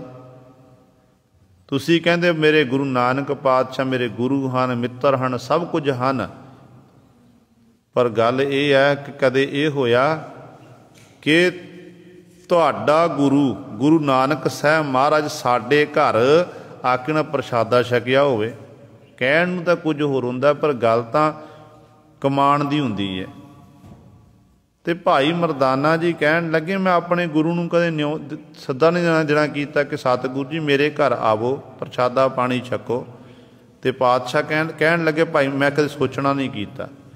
ਕਹਿਣ ਲੱਗੇ ਭਾਗਵਾਨ ਨੇ ਤੂੰ ਇੰਝ ਕਰ, ਤੂੰ ਪ੍ਰਸ਼ਾਦਾ ਤਿਆਰ ਕਰ, ਮੈਂ ਗੁਰੂ ਨਾਨਕ ਪਾਤਸ਼ਾਹ ਦੇ ਚਰਨਾਂ ਜਾ ਕੇ ਬੇਨਤੀ ਕਰਦਾ ਹਾਂ ਮੇਰੇ ਗੁਰੂ ਨਾਨਕ ਸਾਹਿਬ ਮਹਾਰਾਜ ਘਰ ਵਿੱਚ ਪ੍ਰਸ਼ਾਦਾ ਆ ਕੇ ਜ਼ਰੂਰ ਛਕਣਗੇ। ਕਹਿੰਦੇ ਹਾਲੇ ਇਸ ਤਰ੍ਹਾਂ ਗੱਲਾਂ ਬਾਤਾਂ ਕਰ ਰਹੇ ਹਨ। ਭਾਈ ਮਰਦਾਨਾ ਜੀ ਘਰੋਂ ਬਾਹਰ ਨਿਕਲੇ ਗੁਰੂ ਨਾਨਕ ਪਾਤਸ਼ਾਹ ਨੂੰ ਲੈਣ ਵਾਸਤੇ। ਉੱਧਰੋਂ ਸਤਿਗੁਰੂ ਜੀ ਸਾਹਮਣੇ ਆ ਰਹੇ ਨੇ। ਆਉਂਦਿਆਂ ਸਾਰ ਹੀ ਭਾਈ ਮਰਦਾਨੇ ਨੂੰ ਕਹਿਣ ਲੱਗੇ ਕਿ ਭਾਈ ਮਰਦਾਨਾ ਜੀ ਸਾਨੂੰ ਭੁੱਖ ਲੱਗੀ ਹੈ, ਪ੍ਰਸ਼ਾਦਾ ਤਿਆਰ ਕਰੋ। ਸਾਨੂੰ ਭੁੱਖ ਲੱਗੀ ਹੈ, ਆਪ ਜੀ ਪ੍ਰਸ਼ਾਦਾ ਤਿਆਰ ਕਰੋ। ਅਤੇ ਗੁਰੂ ਸਵਾਰਿਓ ਉਦੋਂ ਘਰ ਵਾਲੀ ਜਿਹਦੇ ਮਨ 'ਚ ਸ਼ੰਕਾ ਪੈਦਾ ਹੋਈ ਸੀ ਸਤਿਗੁਰਾਂ ਦੇ ਪ੍ਰਤੀ, ਉਹ ਘਰ ਵਾਲੀ ਸੁਣ ਕੇ ਹੈਰਾਨ ਹੋ ਗਈ। ਗੱਲਾਂ ਬਾਤਾਂ ਅਸੀਂ ਪਤੀ ਪਤਨੀ ਕਰ ਰਹੇ ਹਾਂ ਅਤੇ ਗੁਰੂ ਨਾਨਕ ਸਾਹਿਬ ਮਹਾਰਾਜ ਖੁਦ ਚੱਲ ਕੇ ਆ ਗਏ। ਕਹਿਣ ਲੱਗੇ ਭਾਈ ਪ੍ਰਸ਼ਾਦਾ ਤਿਆਰ ਕਰੋ, ਸਾਨੂੰ ਭੁੱਖ ਲੱਗੀ ਹੈ। ਅਤੇ ਗੁਰੂ ਸਵਾਰੇ ਫਿਰ ਭਾਈ ਮਰਦਾਨੇ ਦੀ ਘਰ ਵਾਲੀ ਨੇ ਪ੍ਰਸ਼ਾਦਾ ਪਾਣੀ ਤਿਆਰ ਕੀਤਾ। ਗੁਰੂ ਨਾਨਕ ਸਾਹਿਬ ਮਹਾਰਾਜ ਅਤੇ ਭਾਈ ਮਰਦਾਨਾ ਜੀ ਨੇ ਇਕੱਠਿਆਂ ਨੇ ਬੈਠ ਕੇ ਲੰਗਰ ਪਾਣੀ ਛਕਿਆ। ਇਹ ਹੈ ਢੂੰਡ ਸੱਜਣ ਸੰਤ ਪੱਕੇ ਆ। ਇਹ ਨੇ ਸੱਚੇ ਸੰਤ ਜਿਹੜੇ ਗੁਰੂ ਸਵਾਰੇ ਇਸ ਤਰੀਕੇ ਨਾਲ ਬਖਸ਼ਿਸ਼ ਕਰਦੇ ਨੇ। ਸਤਿਗੁਰੂ ਕਹਿੰਦੇ ਕੱਚਿਆਂ ਨਾਲ ਤੋੜਦੇ ਭਾਈ, ਕੱਚੇ ਪਿੱਲਿਆਂ ਦੇ ਲੜ ਨਾ ਲੱਗਣਾ ਕਰ। ਜਿਹੜੇ ਸੱਚੇ ਸੱਜਣ ਹਨ, ਸੰਤ ਜਨ ਹਨ, ਗੁਰਮੁਖ ਜਨ ਹਨ, ਉਹਨਾਂ ਨੂੰ ਲੱਭ, ਉਹਨਾਂ ਦੀ ਸੰਗਤ ਕਰ। ਕਿਉਂਕਿ ਉਹ ਜਿਹੜੇ ਗੁਰਮੁਖ ਹਨ ਉਹ ਇਹ ਜੀਵਨ ਦੇ ਵਿਛੜ ਹੈ, ਉਹ ਜਿਉਂਦਿਆਂ ਜੀ ਵਿਛੜ ਜਾਂਦੇ ਨੇ। ਜਿਹੜੇ ਮਨ ਤੋਂ ਕੱਚੇ ਮਿੱਤਰ ਹਨ ਕਹਿੰਦੇ ਉਹ ਜਿਉਂਦਿਆਂ ਜੀ ਸਾਥ ਛੱਡਦੇ, ਉਹ ਮੂਆ ਨਾ ਜਾਹੀ ਛੋੜ। ਪਰ ਜਿਹੜੇ ਇਹੋ ਜਿਹੇ ਮਿੱਤਰ ਹਨ ਮਰਨ ਤੋਂ ਬਾਅਦ ਵੀ ਗੁਰਮੁਖ ਜਨ ਛੱਡ ਕੇ ਨਹੀਂ ਜਾਂਦੇ। ਉਹ ਮਰਨ ਤੋਂ ਬਾਅਦ ਵੀ ਸਾਥ ਨਿਭਾਉਂਦੇ ਨੇ, ਭਾਵ ਆਪਣਾ ਸਰੀਰ ਵੀ ਤਿਆਗ ਦਿੰਦੇ ਨੇ ਪਰ ਜੀਵ ਦਾ ਸਾਥ ਨਿਭਾਉਂਦੇ ਹਨ। ਐਸੇ ਉਹ ਸਮਰੱਥ ਹਨ। ਮਹੱਲਾ ਪੰਜਵਾ। ਨਾਨਕ ਬਿਜਲੀਆਂ ਚਮਕਨ ਘੁਰਨ ਘਟਾ ਅਤ ਕਾਲੀਆਂ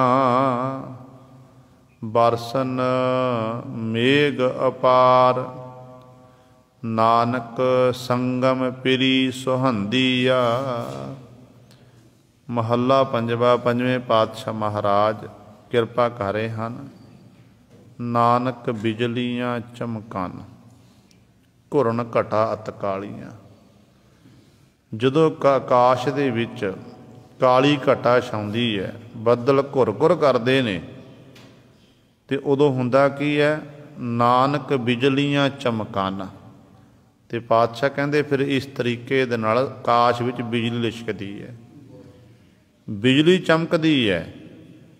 ਪਰ ਕਹਿੰਦੇ ਇਸ ਕਾਲੀ ਘਟਾ ਦੇ ਵਿੱਚ ਬਿਜਲੀਆਂ ਚਮਕ ਰਹੀਆਂ ਹਨ ਤੇ ਬਰਸਨ ਮੇਘ ਅਪਾਰ। ਫਿਰ ਕਹਿੰਦੇ ਬੜਾ ਮੇਘ ਬੱਦਲ ਵਰਸਦੇ ਨੇ ਤੇ ਬੱਦਲ ਆਪਸ ਵਿੱਚ ਟਕਰਾਉਂਦੇ ਨੇ ਤੇ ਵਰਖਾ ਹੁੰਦੀ ਹੈ।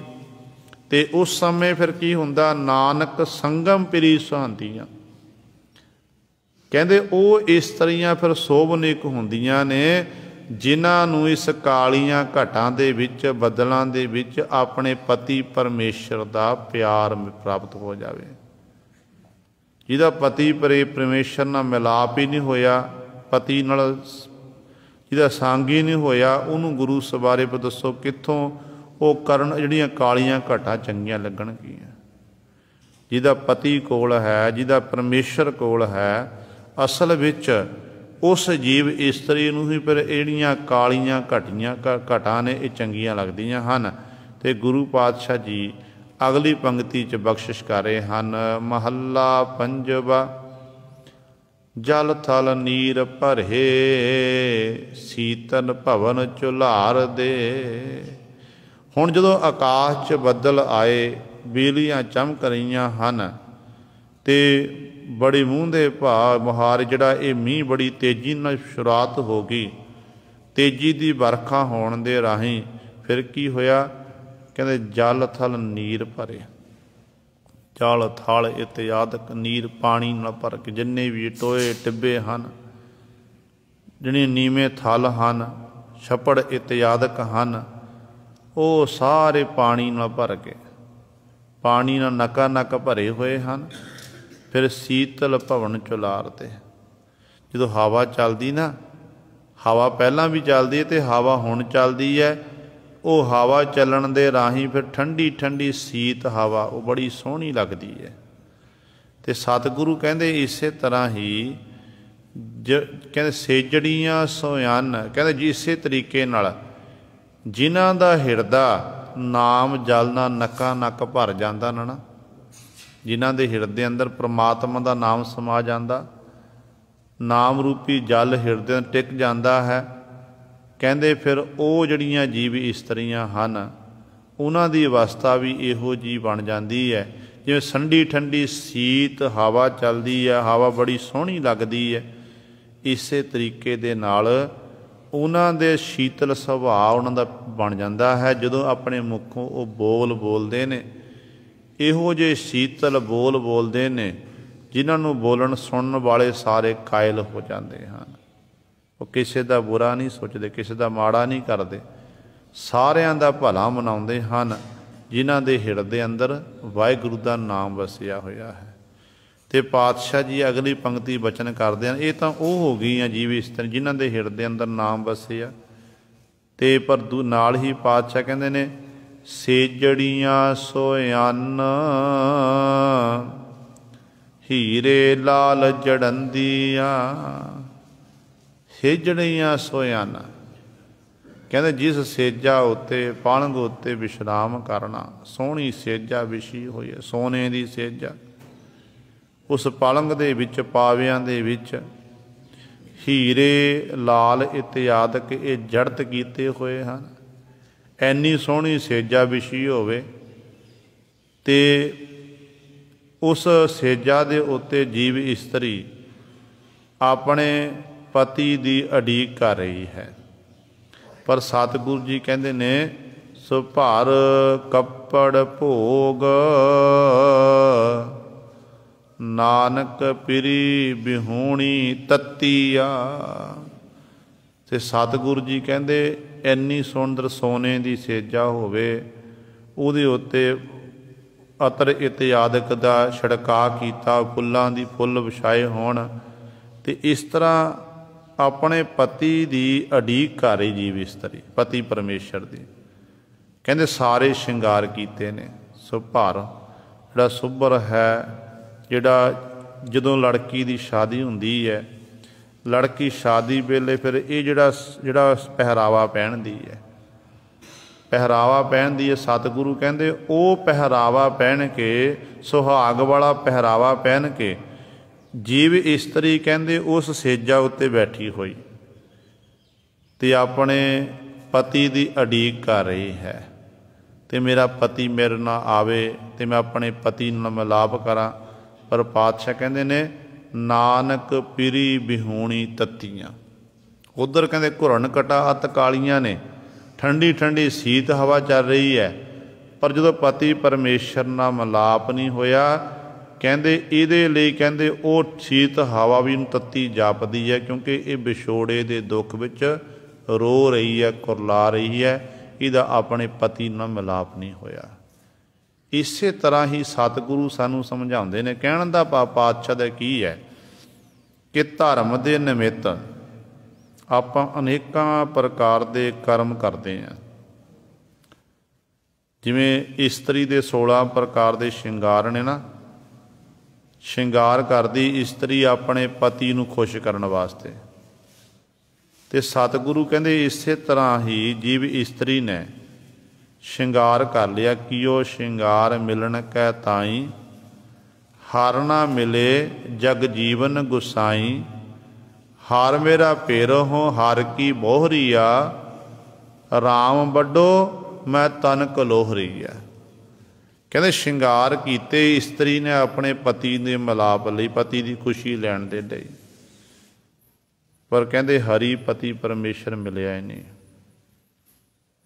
हार मेरा पेर हो हार की बोहरी है हरी मेरा पेर पति परमेश्वर है मैं हरी दी बोटी हाँ मेरा रमंती राम बहुत बड़ा मैं छोटी जी लोहरी हाँ है एक। इत्थे हुण श्रृंगार किहड़े ने किहड़े श्रृंगार दी सजी गल करदे ने।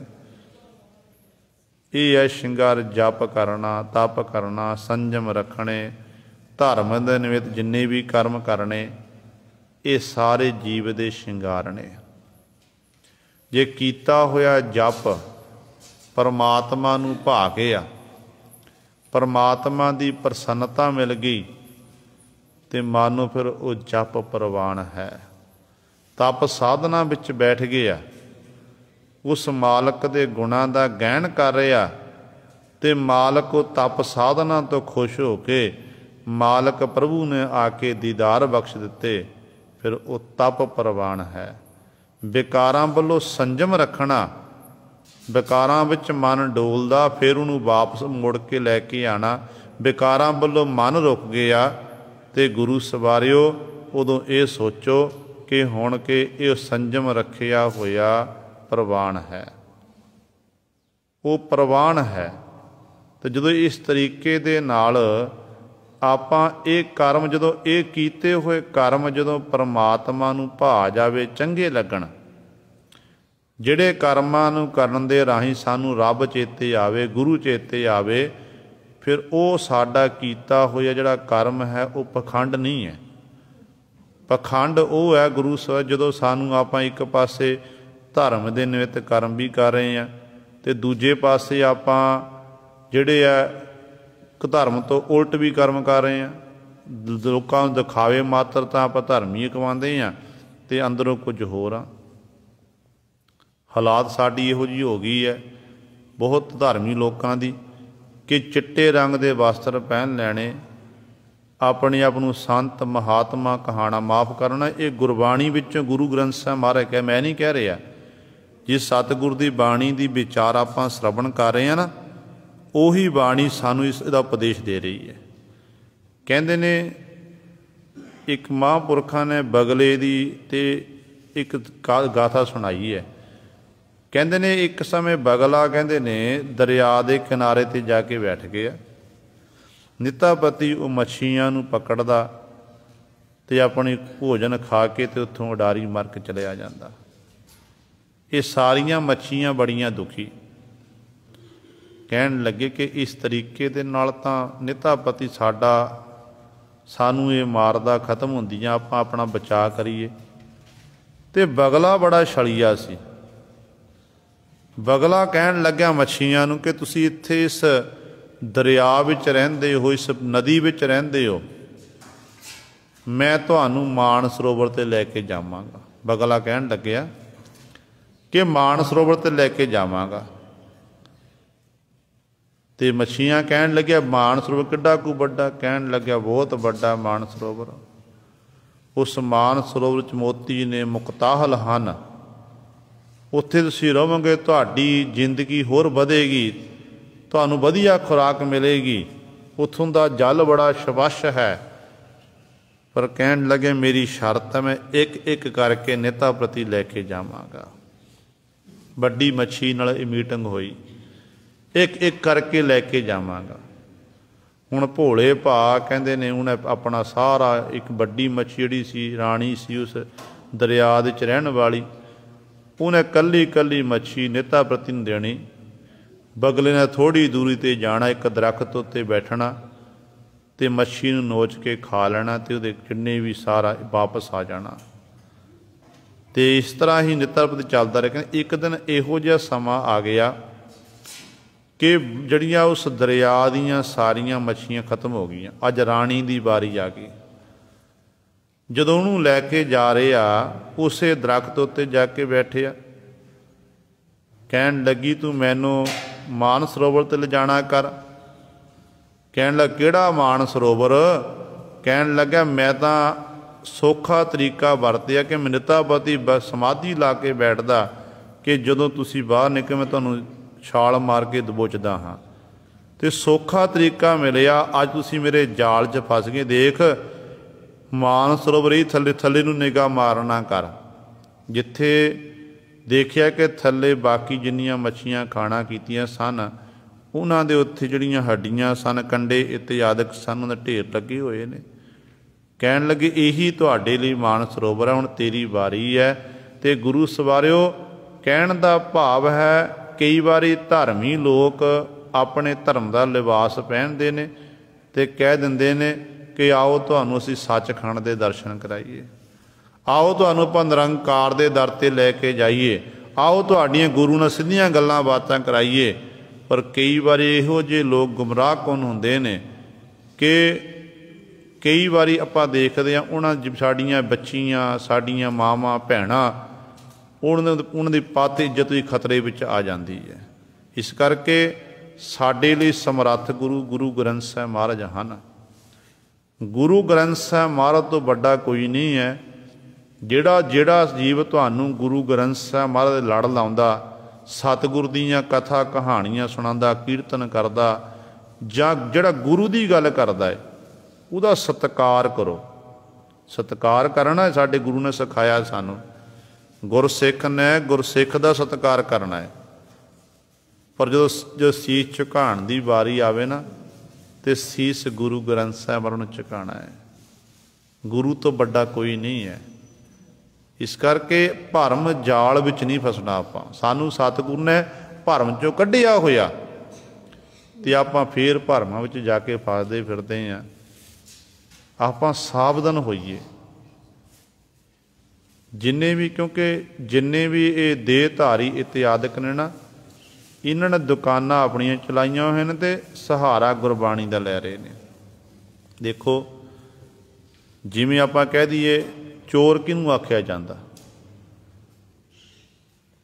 ਇੱਕ ਦੇ ਘਰ ਵਿੱਚੋਂ ਸਾਜੋ ਸਮਾਨ ਚੋਰੀ ਕਰਕੇ ਉਹ ਗਾਂਹ ਜਾ ਕੇ ਵੇਚਣ ਲੱਗ ਪਵੇ ਅਤੇ ਕਹਿ ਦੇਵੀ ਦਾ ਮਾਲਕ ਮੈਂ ਹਾਂ, ਇਹ ਸਭ ਕੁਝ ਮੇਰਾ ਹੈ,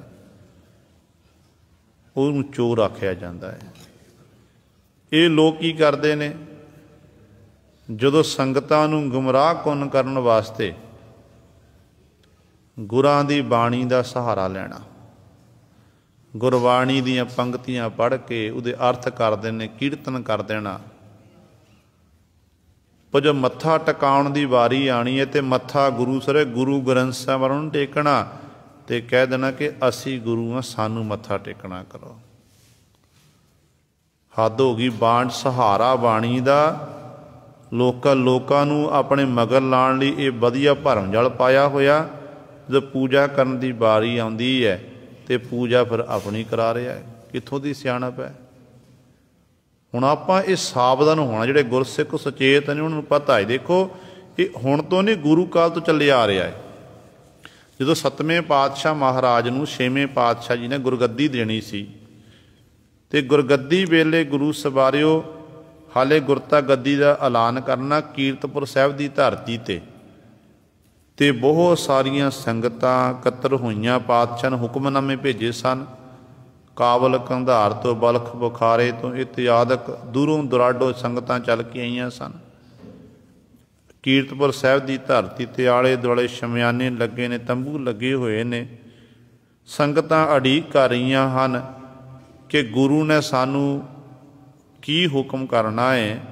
ਗੁਰੂ ਪਾਤਸ਼ਾਹ ਜੀ ਗੁਰਗੱਦੀ ਕਿਹਨੂੰ ਦੇਣਗੇ? ਕਿਉਂਕਿ ਸੰਗਤਾਂ ਨੂੰ ਇਹ ਪਤਾ ਸੀ ਕਿ ਜਦੋਂ ਵੱਡੇ ਗੁਰੂ ਸਾਹਿਬਾਨਾਂ ਨੇ ਆਪਣੇ ਸੇਵਕ ਨੂੰ ਗੁਰਗੱਦੀ ਦੇਣਾ ਕੀਤੀ ਨਾ, ਗੁਰਤਾ ਗੱਦੀ ਦੇਣ ਤੋਂ ਪਹਿਲਾਂ ਉਹਨਾਂ ਨੇ ਇਸੇ ਤਰੀਕੇ ਦੇ ਨਾਲ ਸੰਗਤਾਂ ਨੂੰ, ਆਪਣੇ ਮਸੰਦਾਂ ਨੂੰ, ਸੰਗਤਾਂ ਨੂੰ ਹੁਕਮਨਾਮੇ ਭੇਜੇ ਸਨ। ਤਾਂ ਹੁਣ ਇੰਝ ਲੱਗਦਾ ਕਿ ਸਤਿਗੁਰੂ ਗੁਰੂ ਹਰਗੋਬਿੰਦ ਸਾਹਿਬ ਮਹਾਰਾਜ ਜੀ ਵੀ ਗੁਰਗੱਦੀ ਦੀ ਬਖਸ਼ਿਸ਼ ਕਰਨਗੇ। ਇਹ ਸੋਚ, ਇਹ ਵਿਚਾਰ ਸੰਗਤਾਂ ਦੇ ਮਨ ਵਿੱਚ। ਤੇ ਸਤਿਗੁਰੂ ਨੇ ਆਪਣੇ ਪੋਤਰੇ ਧੀਰਮਲ, ਜਿਹੜਾ ਕਰਤਾਰਪੁਰ ਸਾਹਿਬ ਦੀ ਧਰਤੀ ਤੇ ਰਹਿ ਰਿਹਾ ਸੀ, ਉਹਨੂੰ ਵੀ ਸੱਦਿਆ। ਜੋ ਧੀਰਮਲ ਆਪਣੇ ਸਾਥੀਆਂ ਮਸੰਦਾਂ ਦੇ ਸਹਿਤ ਪਹੁੰਚਿਆ ਤੇ ਧੀਰਮਲ ਦੇਖਦਾ ਕਿ ਬਹੁਤ ਸਾਰੀਆਂ ਸੰਗਤਾਂ ਕੀਮਤਨ ਭੇਟਾਵਾਂ ਲੈ ਕੇ ਆਈਆਂ ਨੇ। ਇਹ ਭੇਟਾਵਾਂ ਜੇ ਗੁਰੂ ਪਾਤਸ਼ਾਹ ਕੋਲ ਚਲੀਆਂ ਗਈਆਂ ਤੇ ਮੈਂ ਖਾਲੀ ਰਹਿ ਜਾਣਾ। ਤੇ ਮਨ 'ਚ ਵਿਚਾਰ ਕੀਤੀ ਕਿ ਮਨਾ ਕਿਉਂ ਨਾ ਮੈਂ ਆਪਣੀ ਗੱਦੀ ਲਾ ਕੇ ਬੈਠ ਜਾਵਾਂ। ਗੱਦੀ ਲਾ ਕੇ ਬੈਠ ਜਾ, ਗੁਰੂ ਪਾਤਸ਼ਾਹ ਨੇ ਕੱਲ੍ਹ ਨੂੰ ਆਉਣਾ ਹੈ, ਦਾਦਾ ਗੁਰੂ ਜੀ ਨੇ, ਤੇ ਇੰਨੇ ਚਿਰ ਨੂੰ ਸਾਰੀਆਂ ਭੇਟਾਵਾਂ ਮੈਂ ਇਕੱਤਰ ਕਰ ਲਵਾਂਗਾ ਤੇ ਇਹਨਾਂ ਭੇਟਾਵਾਂ ਦਾ ਮਾਲਕ ਮੈਂ ਬਣ ਜਾਵਾਂਗਾ। ਕਹਿੰਦੇ ਆਪਣੇ ਚੇਲੇ ਪਾਲਕਿਆਂ ਨੂੰ ਖਬਰ ਪਹੁੰਚਾਈ ਕਿ ਦੇਖੋ ਜੀ, ਗੁਰੂ ਹਰਗੋਬਿੰਦ ਸਾਹਿਬ ਮਹਾਰਾਜ ਨੇ ਆਪਣੇ ਵੱਡੇ ਪੋਤਰੇ ਧੀਰਮਲ ਨੂੰ ਗੁਰਤਾ ਗੱਦੀ ਦੇਣਾ ਕੀਤੀ। ਧੀਰਮਲ ਹੁਣ 7ਵੇਂ ਗੁਰੂ ਬਣ ਗਏ ਨੇ। ਇਸ ਤਰੀਕੇ ਦੇ ਨਾਲ ਧੀਰਮਲ ਨੇ ਬਾਜ਼ਾਰ ਦੇ ਵਿੱਚ ਆਪਣਾ ਮਸਨੰਦ ਡਾਹ ਲਿਆ, ਉਹਦੇ ਉੱਤੇ ਗੱਦੀ ਲਾ ਕੇ ਬੈਠ ਗਿਆ। ਇੱਕ ਇਹਨੂੰ ਜਿਹੜਾ ਸੇਵਕ ਸੀ ਉਹ ਚੌਰ ਕਰ ਰਿਹਾ ਹੈ। ਇਸ ਤਰ੍ਹਾਂ ਭੋਲੀਆਂ ਭਾਲੀਆਂ ਸੰਗਤਾਂ ਜਿਹੜੀਆਂ ਸਨ, ਉਹਨਾਂ ਨੇ ਜਾ ਕੇ ਮੱਥਾ ਟੇਕਿਆ, ਭੇਟਾਵਾਂ ਅਰਪਣ ਕੀਤੀਆਂ, ਪਰ ਮਨ ਨੂੰ ਸ਼ਾਂਤੀ ਨਹੀਂ ਮਿਲ ਰਹੀ ਹੈ। ਕਿਉਂਕਿ ਗੁਰੂ ਤਾਂ ਉਹ ਹੈ ਨਾ, ਜਿਸ ਮਿਲਿਆ ਮਨ ਹੋਏ ਆਨੰਦ, ਸੋ ਸਤਿਗੁਰ ਕਹੀ ਹੈ। ਮਨ ਕੀ ਦੁਬਦਾ ਬਿਨ ਸਜਾਏ ਹਰ ਪਰਮ ਪਦ ਲਈ। ਗੁਰੂ ਤਾਂ ਉਹ ਹੈ ਨਾ, ਜਿੱਥੇ ਜਾ ਕੇ ਆਨੰਦ ਪ੍ਰਾਪਤ ਹੋਵੇ। ਜਿੱਥੇ ਸ਼ਾਂਤੀ ਭੰਗ ਹੋਵੇ ਉਹ ਗੁਰੂ ਨਹੀਂ ਹੋ ਸਕਦਾ। ਹੁਣ ਸ਼ਾਂਤੀ ਮਿਲਦੀ ਹੈ ਗੁਰੂ ਦੇ ਦਰ 'ਤੇ ਆ ਕੇ। ਮੱਥਾ ਸੰਗਤਾਂ ਨੇ ਟੇਕ ਦਿੱਤਾ, ਭੋਲੀਆਂ ਭਾਲੀਆਂ ਸੰਗਤਾਂ ਨੇ, ਪਰ ਮਨ ਨੂੰ ਸ਼ਾਂਤੀ ਨਹੀਂ। ਮਨ ਟਿਕਾ ਦੇ ਵਿੱਚ ਨਹੀਂ, ਠਹਿਰਾ ਦੇ ਵਿੱਚ ਨਹੀਂ। ਜਿਹੜੇ ਸੁਚੇਤ ਸਿੱਖ ਸਨ, ਜਿਹਨਾਂ ਨੂੰ ਪਤਾ ਸੀ ਕਿ ਨਹੀਂ ਧੀਰਮਲ ਗੁਰੂ ਨਹੀਂ ਹੋ ਸਕਦਾ, ਉਹਨਾਂ ਨੇ ਜਦੋਂ ਦੇਖਿਆ ਉਹ ਮੱਥਾ ਟੇਕਣ ਨਹੀਂ ਗਏ। ਨਹੀਂ, ਇਹ ਤਾਂ ਪਖੰਡ ਹੈ, ਇਹ ਲਾਲਚ ਬਸ ਗੁਰੂ ਕਾ ਪੋਤਰਾ ਇਹ ਕੰਮ ਕਰ ਰਿਹਾ ਹੈ। ਸਾਡਾ ਫਰਜ਼ ਬਣਦਾ ਹੈ ਕਿ ਆਪਾਂ ਗੁਰੂ ਕੋਲ ਇਹ ਖਬਰ ਪਹੁੰਚਾਈਏ। ਇਤਿਹਾਸਕਾਰ ਲਿਖਦੇ ਨੇ, ਕਹਿੰਦੇ ਉਦੋਂ ਸਤਿਗੁਰੂ ਗੁਰੂ ਹਰਗੋਬਿੰਦ ਸਾਹਿਬ ਮਹਾਰਾਜ ਕੋਲ ਸਿੱਖਾਂ ਨੇ ਖਬਰ ਪਹੁੰਚਾਈ ਕਿ ਪਾਤਸ਼ਾਹ ਜੀ, ਤੁਹਾਡੇ ਪੋਤਰੇ ਧੀਰਮਲ ਨੇ ਆਪਣਾ ਮਸਨੰਦ ਡਾਹ ਲਿਆ, ਗੱਦੀ ਲਾ ਕੇ ਬੈਠ ਗਿਆ, ਤੇ ਸੰਗਤਾਂ ਨੂੰ ਇਹਦੇ ਚੇਲੇ ਕਹਿ ਰਹੇ ਨੇ ਕਿ ਦੇਖੋ ਜੀ, ਦਾਦਾ ਗੁਰੂ ਹਰਗੋਬਿੰਦ ਸਾਹਿਬ ਮਹਾਰਾਜ ਨੇ ਧੀਰਮਲ ਨੂੰ ਗੁਰਗੱਦੀ ਦੇਣਾ ਕਿ 7ਵੇਂ ਗੁਰੂ ਬਣ ਗਏ ਨੇ। ਤੇ ਛੇਵੇਂ ਪਾਤਸ਼ਾਹ ਮਹਾਰਾਜ ਬਰਦਾਸ਼ਤ ਨਹੀਂ ਕਰ ਸਕੇ। ਛੇਵੇਂ ਪਾਤਸ਼ਾਹ ਧੰਨ ਧੰਨ ਸਾਹਿਬ ਸ੍ਰੀ ਗੁਰੂ ਹਰਗੋਬਿੰਦ ਸਾਹਿਬ ਮਹਾਰਾਜ ਬਚਨ ਕੀਤੇ। ਕਹਿਣ ਲੱਗੇ ਧੀਰਮਲ ਤੇ ਧੀਰਮਲ ਦੇ ਸਾਥੀਆਂ ਦਾ ਸੋਧਾ ਲਾਵੋ, ਜਿੰਨਾ ਵੀ ਸਾਜੋ ਸਮਾਨ ਹੈ ਸਾਰਾ ਚੁੱਕ ਕੇ ਗੁਰੂ ਘਰ ਵਿਖੇ ਲੈ ਕੇ ਆਣਾ ਕਰੋ। ਤੇ ਇਹ ਜਿਹੜਾ ਗੁਰੂ ਨਾਨਕ ਦੀ ਗੱਦੀ ਦੀ ਬਰੋਬਰਤਾ ਕਰੇਗਾ ਉਹਨੂੰ ਬਖਸ਼ਿਆ ਨਹੀਂ ਜਾਵੇਗਾ। ਇਹ ਗੁਰੂ ਹਰਗੋਬਿੰਦ ਸਾਹਿਬ ਨੇ ਬਚਨ ਕੀਤੇ। ਜਦੋਂ ਹੁਣ ਗੁਰੂ ਕੇ ਸੂਰਮਿਆਂ ਨੂੰ ਪਤਾ ਲੱਗਿਆ, ਸੂਰਮੇ ਗਏ ਧੀਰਮਲ ਦੇ ਮਸੰਦਾ ਦਾ ਸੋਧਾ ਲਾਇਆ, ਸਾਰਾ ਸਾਜੋ ਸਮਾਨ ਇਕੱਤਰ ਕੀਤਾ। ਧੀਰਮਲ ਨੂੰ ਆਖਣ ਲੱਗੇ, ਐ ਧੀਰਮੱਲਾ ਤੂੰ ਗੁਰੂ ਕਾ ਪੋਤਰਾ ਏ। ਗੁਰੂ ਹਰਗੋਬਿੰਦ ਸਾਹਿਬ ਮਹਾਰਾਜ ਨੇ ਇਹ ਆਖਿਆ ਏ ਕਿ ਇਹ ਨਹੀਂ ਤੁਸੀਂ ਪਰਵਾਹ ਕਰਨੀ ਮੇਰਾ ਪੋਤਰਾ, ਤੁਸੀਂ ਸੋਧਾ ਲਾਣਾ ਏ, ਅਸੀਂ ਤੈਨੂੰ ਫਿਰ ਵੀ ਛੱਡਦੇ ਹਾਂ ਗੁਰੂ ਕਾ ਪੋਤਰਾ ਜਾਣ ਕੇ। ਜੇ ਆਪਣਾ ਭਲਾ ਲੋਚਦਾ ਨਾ ਫਿਰ ਤੂੰ ਕੀਰਤਪੁਰ ਸਾਹਿਬ ਦੀ ਹੱਦ ਪਾਰ ਕਰ ਜਾ, ਕੀਰਤਪੁਰ ਸਾਹਿਬ ਦੀ ਹੱਦ ਪਾਰ ਕਰ ਜਾ, ਇਹਦੇ 'ਚ ਤੇਰਾ ਭਲਾ ਏ। ਤੇ ਧੀਰ ਮੱਲ ਫਿਰ ਗੁਰੂ ਸਵਾਰੇ ਉਸੇ ਸਮੇਂ ਕੀਰਤਪੁਰ ਸਾਹਿਬ ਦੀ ਹੱਦ ਪਾਰ ਕਰ ਗਿਆ ਸੀ, ਗੁਰੂ ਤੋਂ ਬੇਮੁਖ ਹੋਇਆ। ਤੇ ਸਾਰੇ ਅੱਜ ਤੱਕ ਉਹਨਾਂ ਦੀ ਜਿਹੜੀ ਸੰਤਾਨ ਹੈ ਬੇਮੁਖੀ ਚੱਲਦੀ ਜਾ ਰਹੀ ਹੈ। ਇਹ ਹੈ ਇੱਕ ਪਾਸੇ ਗੁਰਬਾਣੀ ਦਾ ਸਹਾਰਾ, ਗੁਰਬਾਣੀ ਦਾ ਸਹਾਰਾ ਲੈ ਕੇ ਤੇ ਗੁਰੂ ਆਪਣੇ ਆਪ ਨੂੰ ਕਹਾਉਣ ਲੱਗ ਪਏ। ਇਹੋ ਜਿਹੇ ਲੋਕ ਜਿਹੜੇ ਨੇ ਨਾ ਉਹਨਾਂ ਦੀ ਹਾਲਤ ਇਹੋ ਜਿਹੀ ਹੋ ਜਾਂਦੀ ਹੈ, ਫਿਰ ਗੁਰੂ ਸਵਾਰੇ ਉਹ ਭਟਕਣਾ ਦੇ ਵਿੱਚ ਰਹਿੰਦੇ ਹਨ। ਤੇ ਸਤਿਗੁਰੂ ਕਹਿੰਦੇ ਨੇ ਉਹਨਾਂ ਨੂੰ ਫਿਰ ਪਿਰਪਤੀ ਪਰਮੇਸ਼ਰ ਦੀ ਪ੍ਰਾਪਤੀ ਨਹੀਂ ਹੁੰਦੀ ਹੈ। ਚਾਹੇ ਜਿੰਨੇ ਮਰਜ਼ੀ ਉਹ ਸ਼ਿੰਗਾਰ ਕਰ ਲੈਣ, ਤਪ ਧਰਮ ਦੇ ਨਿਮਿਤ ਜਿੰਨੇ ਮਰਜ਼ੀ ਜਪ ਤਪ ਰੂਪੀ ਸ਼ਿੰਗਾਰ ਕਰਨ, ਕਹਿੰਦੇ ਉਹ ਕਿਸੇ ਕੰਮ ਨਹੀਂ ਆਉਂਦੇ ਹਨ ਜੇਕਰ ਪਤੀ ਪਰਮੇਸ਼ਰ ਦੀ ਪ੍ਰਾਪਤੀ ਨਹੀਂ ਹੋਵੇ। ਪਤੀ ਪਰਮੇਸ਼ਰ ਦੀ ਪ੍ਰਾਪਤੀ ਤੋਂ ਬਿਨਾਂ ਉਹਦੇ ਕੀਤੇ ਹੋਏ ਸ਼ਿੰਗਾਰ ਸਾਰੇ ਵਿਅਰਥ ਹਨ। ਤੇ ਸਤਿਗੁਰੂ ਮਹਾਰਾਜ ਕਿਰਪਾ ਕਰਦੇ ਹਨ, ਸੁਭਾਰ ਕੱਪੜ ਭੋਗ ਨਾਨਕ ਪਿਰੀ ਵਿਹੋਣੀਆਂ। ਸੁਹਾਗ ਵਾਲਾ ਜੋੜਾ ਜੋ ਇਸਤਰੀ ਵਿਆਹ ਦੇ ਵੇਲੇ ਪਹਿਨਦੀ ਹੈ, ਕਹਿੰਦੇ ਮਾਨੋ ਇਹੋ ਜਿਹਾ ਸੁਹਾਗਵੰਤੀ ਇਸਤਰੀ ਨੇ ਸ਼ਿੰਗਾਰ ਕਰਕੇ ਸਾਰਾ ਸੁਹਾਗ ਪਹਿਨ ਕੇ ਸੇਜਾਂ ਉੱਤੇ ਬੈਠੀ ਹੋਈ ਹੈ ਤੇ ਸੁੰਦਰ ਵਸਤਰ ਪਹਿਨੇ ਹੋਏ ਨੇ ਤੇ ਆਪਣੇ ਪਤੀ ਦੀ ਉਡੀਕ ਕਰ ਰਹੀ ਹੈ ਕਿ ਮੇਰਾ ਪਤੀ ਪਰਮੇਸ਼ਰ, ਮੇਰਾ ਪਤੀ ਮੇਰੀ ਸੇਜਾਂ ਉੱਤੇ ਆਵੇ, ਮੇਰੇ ਪਤੀ ਨਾਲ ਮਿਲਾਪ ਹੋਵੇ।